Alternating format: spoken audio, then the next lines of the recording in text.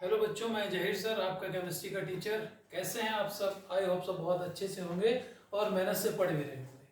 बेटा, हम लोग जो है आज केमिस्ट्री में आपका जो ऑर्गेनिक केमिस्ट्री है उसमें जो लेसन नंबर फर्स्ट है, हेलो एल्केन्स तथा हेलो एरीन्स, उसमें हम लोग पढ़ने वाले हैं SN1 तथा SN2 रिएक्शन के बारे में।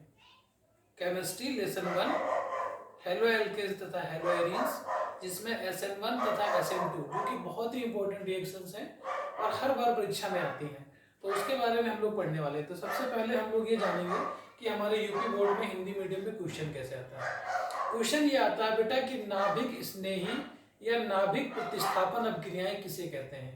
नाभिक स्नेही या नाभिक प्रतिस्थापन अभिक्रियाएं किसे कहते हैं और ये कितने प्रकार की होती हैं, जिनको इंग्लिश में हम कह सकते हैं न्यूक्लियोफिलिक सब्स्टिट्यूशन रिएक्शन क्या होती है। न्यूक्लियोफिलिक सब्स्टिट्यूशन रिएक्शन क्या होती है। हाँ बच्चों, तो हम बात कर रहे थे कि जो है नाभिक रागी या नाभिक स्नेही प्रतिस्थापन अभिक्रियाएं किसे कहते हैं और ये कितने प्रकार की होती है, जिनको इंग्लिश में कहते हैं न्यूक्लियोफिलिक सब्स्टिट्यूशन रिएक्शन। ये दो प्रकार की होती है बेटा, SN1 और SN2 होती है। तो आज हम लोग SN1 के बारे में पढ़ने वाले हैं। तो सबसे पहले हम लोग ये जानेंगे कि न्यूक्लियोफिलिक सब्स्टिट्यूशन रिएक्शन होती क्या है। न्यूक्लियोफिलिक सब्स्टिट्यूशन रिएक्शन होती क्या है, यानी नाभिक रागी या नाभिक स्नेही प्रतिस्थापन अभिक्रियाएं क्या होती हैं। तो ध्यान से बेटा सुनिएगा हमारी बात को। जब एल्किल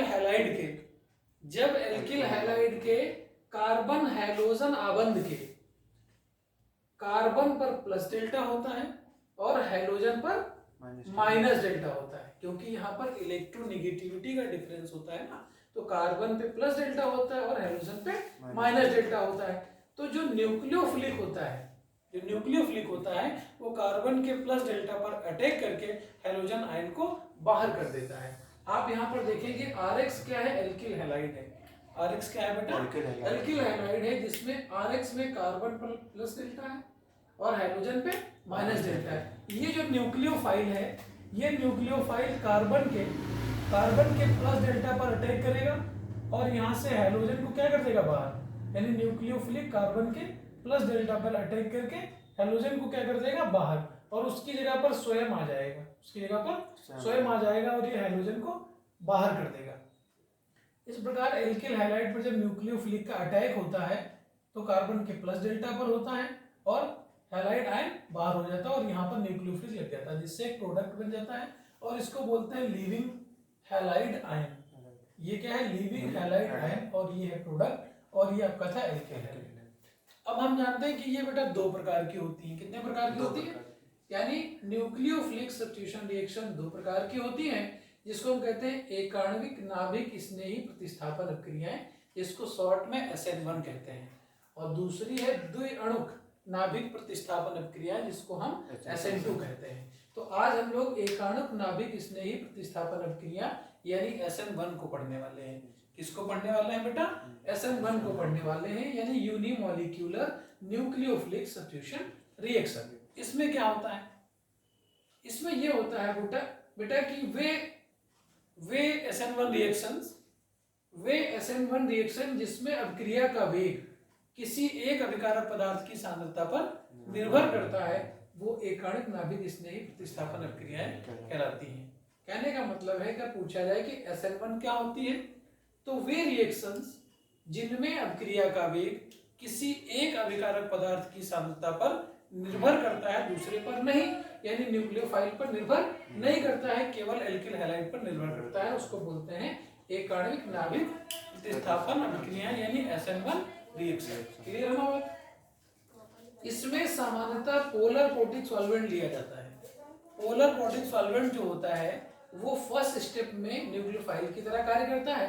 पोलर पोटिक सॉल्वेंट में जो सबसे बेहतरीन उदाहरण है वो जल है बेटा। क्या है, जल है। फिर अल्कोहल ले सकते हैं, एसिटिक एसिड ले सकते हैं। यानी ये जो रिएक्शन है इसमें फर्स्ट स्टेप जो है वो पोलर पोटिक सॉल्वेंट की उपस्थिति में होता है, और सबसे बेहतरीन पोलर पोटिक सॉल्वेंट जो है वो जल है, अल्कोहल है, एसिटिक अम्ल है आदि, ये ले सकते हैं आप। और इसमें सामान्यतः 3 डिग्री एल्किल हैलाइड लिए जाते हैं, क्योंकि 3 डिग्री एल्किल हैलाइड जो होते हैं उससे बना हुआ कार्बोकेटाइन ज्यादा स्टेबल होता है। 3 डिग्री अल्किल हैलाइड से जो कार्बोकेटायन बनता है वो ज्यादा स्टेबल होता है। तो ये R3X जो होता है वो 3 डिग्री अल्किल हैलाइड है। 3 डिग्री अल्किल हैलाइड क्या होता है बेटा? जब एक कार्बन से 3 कार्बन जुड़े होते हैं उसको बोलते हैं 3 डिग्री अल्किल हैलाइड। जैसे इस कार्बन से एक कार्बन जुड़ा है तो 1 डिग्री, ये 2 जुड़ जाते हैं तो 2 डिग्री, 3 जुड़ गए तो ये हो गया 3 डिग्री अल्किल हैलाइड। अब हम इसके लिए रिएक्शन पहले पढ़ते हैं। पहले रिएक्शन पढ़ेंगे बेटा, फिर हम लोग इसका मैकेनिज्म देखेंगे। मैकेनिज्म बहुत इंपॉर्टेंट है, तो हम लोग रिएक्शन को देखने वाले हैं बेटा। इसको रिएक्शन को, तो रिएक्शन में देखिए ये 3 डिग्री अल्किल हैलाइड यानी कार्बन है, एक यहाँ पर है कार्बन, एक यहाँ पे कार्बन, एक यहाँ कार्बन है। तो कार्बन के साथ में 3 अन्य कार्बन जुड़े हुए तो 3 डिग्री ये कार्बन हो गया और साथ में क्या है हैलाइड, तो ये 3 डिग्री अल्किल हैलाइड है। और यहाँ पीपीएस यानी पोलर प्रोटिक सॉल्वेंट जो जल है उसका न्यूक्लियोफाइल इसमें आगे से भी अटैक कर सकता है और पीछे से भी अटैक कर सकता है। यानी यहाँ पर न्यूक्लियोफाइल की अटैक करने की 2 पॉसिबिलिटीज होती हैं।